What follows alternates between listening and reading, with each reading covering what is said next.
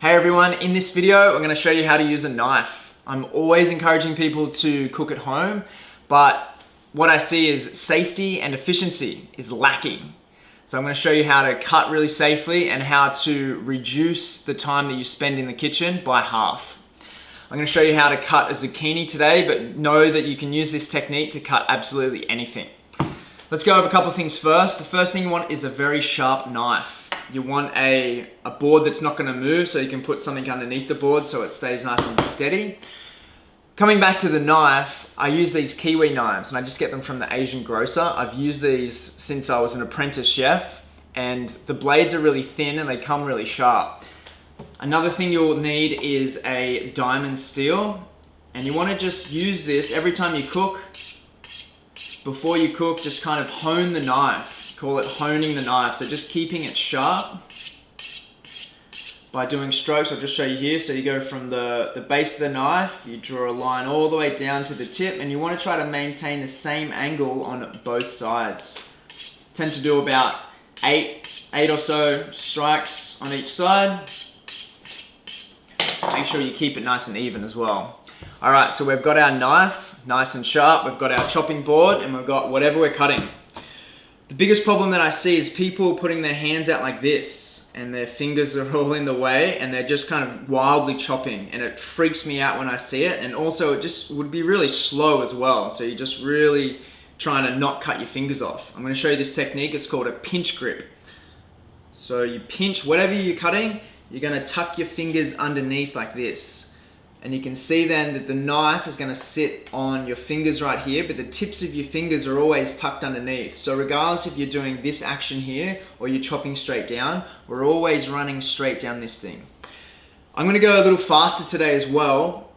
Know that you want to build this up really slowly, so don't try to go too fast too quick. Make sure you get the technique right before you start going fast. I actually can do it with my eyes closed now because I've been doing it for so long. But for you, when you're first starting out, go really slow, be really mindful of what you're doing, and make sure you keep the fingers tucked underneath. So I'm just going to show you now.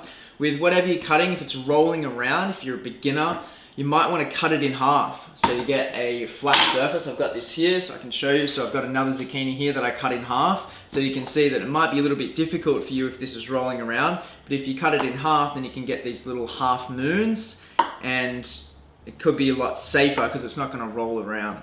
All right, I'm going to show you with this piece here. So the pinch grip, we tuck underneath, and then we set the knife just against the fingers. And there's two different types of technique. I like chopping straight down, just like this, and as you chop, you just begin to slowly move this hand back as you go all the way down whatever you're cutting. So for me, it's a zucchini now. Try to keep it nice and even as well, so you're just slowly moving this back, just a millimeter at a time.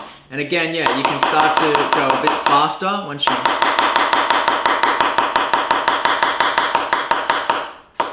you have the technique dialed in. So I'm just going to move this to the side. All right, there's another technique as well. I'm going to cut this one in half so you can see. Another technique, using that same pinch grip, getting those fingers out of the way. You go from the tip and you're just chopping down like this. And this might be useful for cutting up herbs and things like that.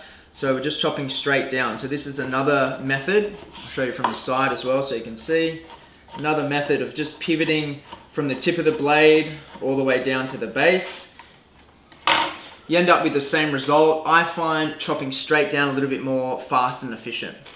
All right, so just to recap, pinch grip, sliding along, get those fingers out of the way, slowly build the tempo up.